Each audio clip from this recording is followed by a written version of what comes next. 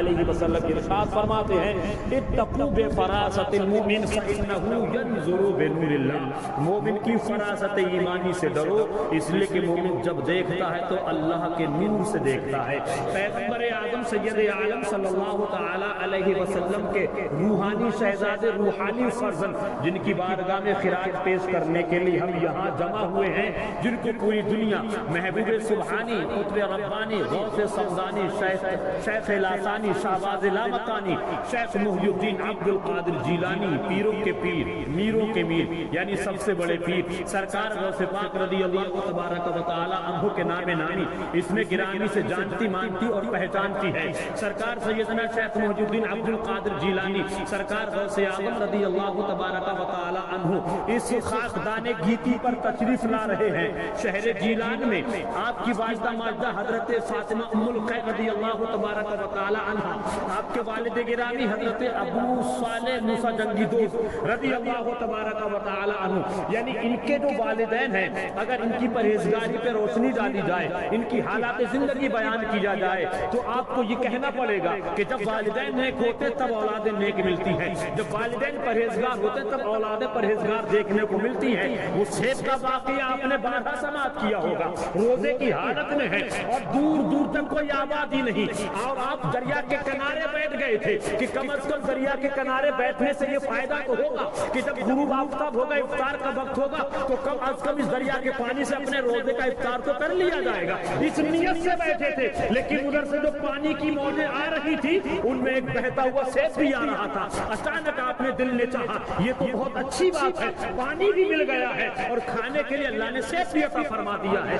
آپ نے وہ سیب اٹھایا، کھا تو لیا، لیکن کھانے کے بعد فوراً آپ کے ضمیر نے آپ کو جھنجھوڑا، اے عبداللہ سومئی، اے موسیٰ جنگی دوست، تو نے یہ کیا کیا؟ نہ جانے کس کا سیب تھا، نہ جانے کس کا سیب تھا، تو نے بغیر اجازت کے لے لیا ہے۔ لہذا اسی دریا کے کنارے اس زمانے میں سیب کے باغات ہوا کرتے تھے، سیب کی کھیتیاں ہوا کرتی تھی، آس پاس میں جو سیب کا باغ تھا جہاں پر سیب کی کھیتی باڑی ہوتی تھی، آپ اس باغ کے اندر تشریف لے گئے۔ یعنی دیکھیں پیغمبر اعظم صلی اللہ علیہ وسلم کی سچے امتی کا تقویٰ دیکھیں، پرہیزگاری دیکھو۔ آج ہمارا حال کیا ہے؟ 250 گرام مونگ پھلی لینے کھڑے ہوں گے نا ٹھیلے والے کے پاس، تو وہ تول کے تیار بعد میں کرے گا اور اس کی بغیر اجازت کے نہ جانے کتنی مونگ پھلی چپ چکے ہوں گے۔ تم نے جو 2 دانے اٹھا کر کے کھائے ہیں نا، 2 مونگ پھلی اٹھا کر کے تم نے ٹونگی ہے نا، تم نے اس سے اجازت نہیں لی ہے، اس نے تمہیں اجازت نہیں دی ہے، قیامت کے تمہیں اس سے بارے میں سوال جواب کیا جائے گا۔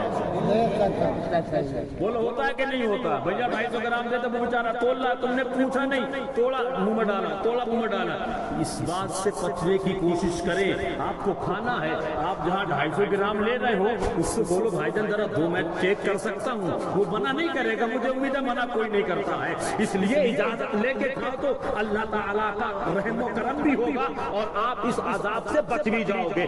اب جب آپ اس باغ کے اندر تشریف لے گئے، کون؟ ابھی سرکار غوث پاک پیدا نہیں ہوئے، جوانی کا عالم ہے، آپ کے والد گرامی حضرت عبداللہ سومئی موسیٰ جنگی دوست باغ کے اندر لے گئے۔ وہاں نوکر چاکر چل رہے تھے اور آپ نے پوچھا بھائی یہ باغ کس کا ہے، اس باغ کا مالک کون ہے، کہا کیا بات ہے، کیا معاملہ ہے، مالک سے کیوں ملنا چاہتے ہو؟ آپ نے ساری داستان سنا دی۔ میں روزے کی حالت میں تھا، مجھے افطار کرنا تھا، لیکن میں دریا کے کنارے بیٹھا اور میں نے دیکھا کہ سیب بہتا ہوا آ رہا ہے، میں نے وہ سیب کھا تو لیا، لیکن میرا ضمیر مجھے اندر سے جھنجھوڑ رہا ہے۔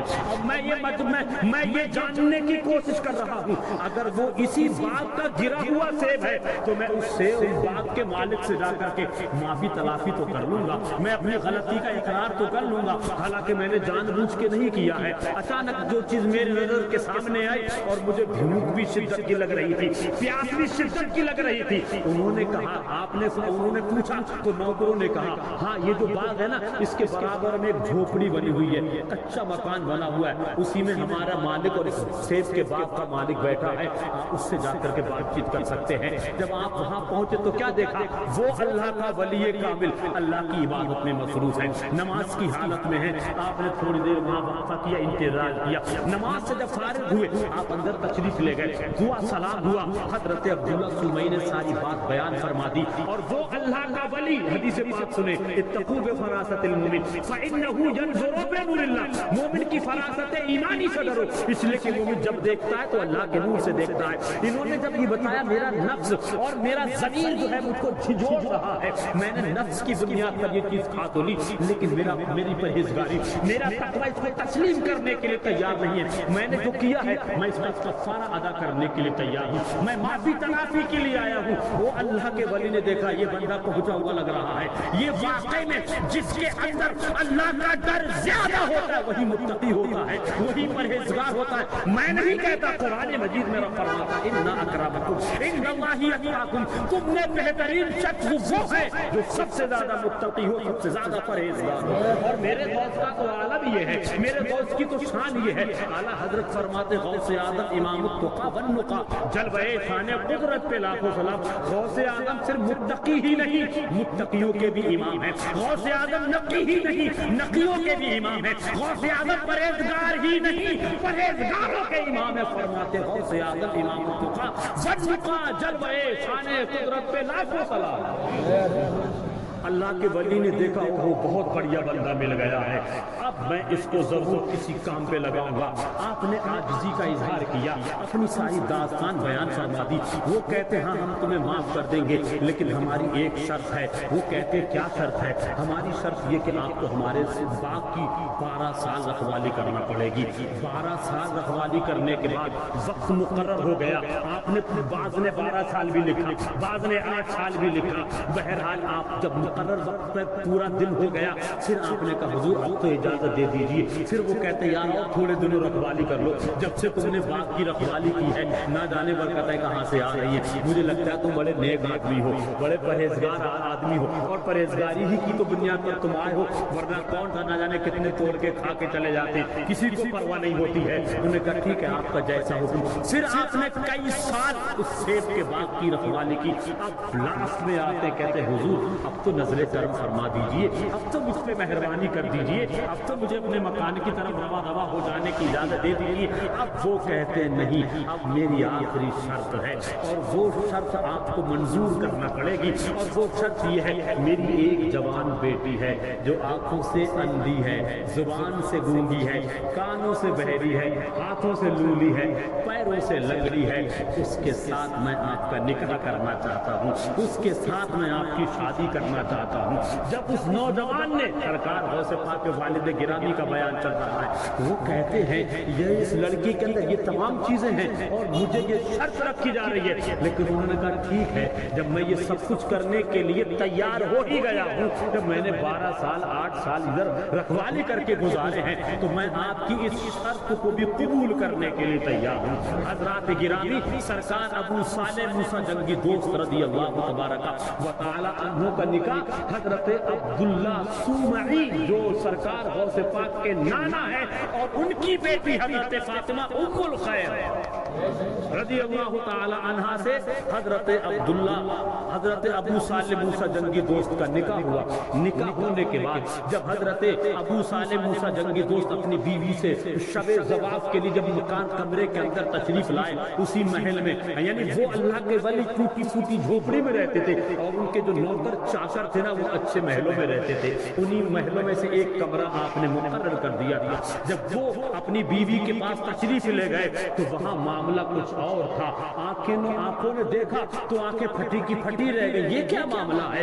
مجھ سے تو یہ کہا گیا تھا کہ میری بیٹی آنکھوں سے اندھی ہے، دیکھ نہیں سکتی ہے، کانوں سے بہری ہے، سن نہیں سکتی ہے، زبان کی گونگی ہے، بول نہیں سکتی ہے، ہاتھوں کی لنگڑی ہاتھوں کی لولی ہے، کچھ کر نہیں سکتی ہے، پیروں کی لنگڑی ہے، چل نہیں سکتی ہے، لیکن یہاں تو معاملہ کچھ اور نظر آ رہا ہے۔ میری ماتھے کی نگاہوں نے اب تک کی میری زندگی میں اتنی حسین و جمیل لڑکی آج تک دیکھی نہیں ہے، کہیں ایسا تو نہیں اللہ کے وہ ولی میرے ساتھ مذاق تو نہیں کر رہے، دھوکہ تو نہیں کر رہے؟ مکان کے کمرے سے فوراً واپس تشریف لاتے ہیں، عرض کرتے حضور کیا گستاخی ہو گئی ہے، کیوں میرے ساتھ ایسا معاملہ ہو رہا ہے؟ آپ نے جتنے سال رکھوالی کے لیے کہا، میں نے اللہ کی رضا حاصل کرنے کے لیے آپ کی بات پہ عمل کرتے ہوئے میں نے آپ کے سیب کے باغ کی رکھوالی کی۔ آپ نے کہا میری بیٹی کے اندر یہ تمام عیب ہیں اور میں اس پر بھی راضی ہو گیا، نکاح بھی ہو گیا، لیکن جب میں بیوی کے پاس تشریف لے گیا تو یہاں تو معاملہ کچھ اور ہے. آپ نے کہا تھا لنگڑی ہے, اس کی تو ٹانگیں سلامت ہے. آپ نے کہا لولی ہے, اس کے تو ہاتھ سلامت ہے. آپ نے کہا آنکھوں سے اندھی ہے, وہ تو دیکھ بھی رہی ہے. آپ نے کہا کانوں سے بہری ہے, وہ تو سنتی بھی ہے. آپ نے کہا زبان سے گونگی ہے, بولتی نہیں ہے, وہ تو سلام بھی کر رہی ہے. اس کی تمام چیزیں جو آپ نے بیان فرمائی تھی وہ ساری اس کے اندر پائی جاتی ہیں. میں اس وجہ سے آپ کے پاس آیا ہوں کہ میری بیوی کی جگہ کسی اور لڑکی کو نہیں بٹھا دیا گیا ہے. ایسا تو آپ کی بارگاہ میں امید ہی نہیں رکھ سکتا ہوں, ایسا ہو ہی نہیں سکتا ہے. حضرت ابو صالح موسیٰ جنگی دوست, پرہیزگاروں کی شان یہ ہوتی ہے, متقی اور تقوی اختیار کرنے والوں کی زندگی کا عالم یہ ہوتا ہے, وہ اپنی ساری بات بیان کرتے ہیں. حضرت عبداللہ سومئی جو سرکار غوث پاک کے نانا ہے, حضرت ابو صالح موسیٰ جنگی دوست کو سینے سے لگاتے ہیں اور لگانے کے بعد کہتے ہیں اب تو تم میرے داماد ہو چکے ہو, میں تمہیں داماد کی بھی شکل میں دیکھ سکتا ہوں, بیٹے کی بھی طرح عزت دے سکتا ہوں. میں نے اپنی بیٹی کے اندر یہ تمام عیوب جو بیان کیے تھے وہ اس بنا پر بیان کیے تھے. میری بیٹی آنکھوں سے اندھی اس لیے ہے کہ آج تک اس نے شریعت کے خلاف کوئی چیز نہیں دیکھی ہے. میری بیٹی کانوں سے بہری اس لیے ہے, آج تک اس نے شریعت کے خلاف ایک لفظ بھی نہیں سنا ہے. میری بیٹی زبان سے گونگی اس لیے ہے, آج تک ایک لفظ شریعت کے خلاف نہیں بولی ہے. میری بیٹی ہاتھوں کی لنگڑی لولی اس لیے ہے, آج تک اس کے ہاتھ شریعت کے خلاف نہیں ہوتے ہیں. میری بیٹی پیروں سے لنگڑی اس لیے ہے کہ آج تک اس کا قدم شریعت کے خلاف نہیں چلا ہے. اس بنیاد پر میں نے کہا تھا کہ میری بیٹی کے اندر یہ تمام عیوب ہیں, تمہیں اگر منظور ہو تو نکاح کی تیاری کو تمہاری شادی کر دی جائے. جب انہوں نے یہ اپنی ساری بات کیفیت بیان فرمائی تب حضرت ابو صالح موسیٰ جنگی دوست رضی اللہ تعالیٰ عنہ کی کلیاں کھل جاتی ہیں, دل باغ باغ ہو جاتا. مولا تیرا بڑا کرم ہے, ایک سیب کی وجہ سے میں اس بارگاہ میں آیا.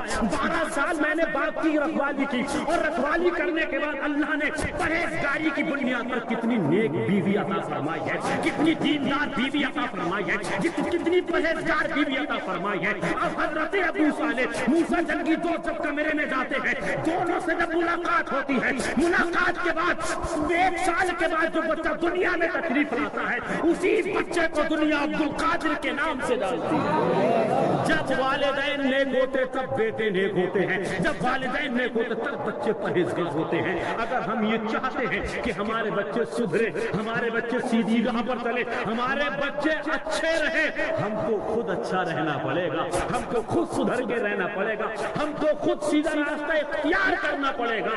اگر ہر گھر کا بڑا بوڑھا سیدھی راہ پر چلے گا, اس گھر کا بچہ بھی سیدھی راہ پر چلنے پر مجبور ہو جائے گا. ہر گھر کی بڑی بوڑھی مائیں بہنیں بھی اگر اسلام کے اصول و قواعد کے مطابق چلیں گی تو اس گھر کی چھوٹی چھوٹی بچیاں بھی اپنی دادی کو دیکھیں گی, اپنی ماں کو دیکھیں گی, اپنی بہنوں کو دیکھیں گی, ان سب کو اپنا آئیڈیل بنا کر کہیں گی دادی تم نماز پڑھ رہی ہو, میں بھی آج سے نماز پڑھوں گی. بہن تم نے مصلی ڈالا ہے, میں بھی آج مصلی ڈال کے اللہ کی عبادت کروں گی. ارے یہ سب کچھ کرنے کے لیے کچھ محنت نہیں کرنا ہے, اپنے نفس کو کچلنا ہے اور یہ ارادہ کرنا ہے کچھ بھی ہو جائے, کہیں سے کہیں تک کا معاملہ نہ پہنچ جائے, لیکن اب ہم وہی کام کریں گے جس سے میرا رب راضی ہو جائے, رب کا حبیب راضی ہو جائے. یہ ہے سرکار غوث پاک. ان کے ہاں جو گلشن میں پھول کھلا ہے وہی اسی پھول کو دنیا عبدالقادر جیلانی کے نام سے جانتی ہے. غوث اعظم رضی اللہ تبارک و تعالی عنہ کے نام نامی اس میں گرامی سے جانتی ہے. 470 ہجری میں شہر جیلان میں پہلی رمضان کی پہلی تاریخ کو سرکار غوث پاک تشریف لا رہے ہیں. جس رات میں سرکار غوث پاک تشریف لائے ہیں, پیدا ہوئے, اس رات میں اللہ تبارک و تعالی نے اپنے فضل و کرم سے سرکار کے صدقے میں 1100 بچے شہر جیلان میں پیدا ہوئے تھے, اور 1100 کے 1100 ٹوٹل سارے بچے اللہ کے کرم سے اپنے وقت کے قطب ابدال ولی کامل بنے تھے. یہ شان ہے غوث اعظم کی. سرکار غوث پاک اپنے چند مریدوں کے ساتھ ایک مرتبہ جنگل کی طرف رواں دواں تھے. اچانک ایک علاقے ایک سائڈ سے کسی کے رونے کی, بل بلانے کی, سسکیاں لے کر بلک بلک کر کے رونے کی آواز آ رہی تھی. تو سرکار غوث پاک رضی اللہ تبارک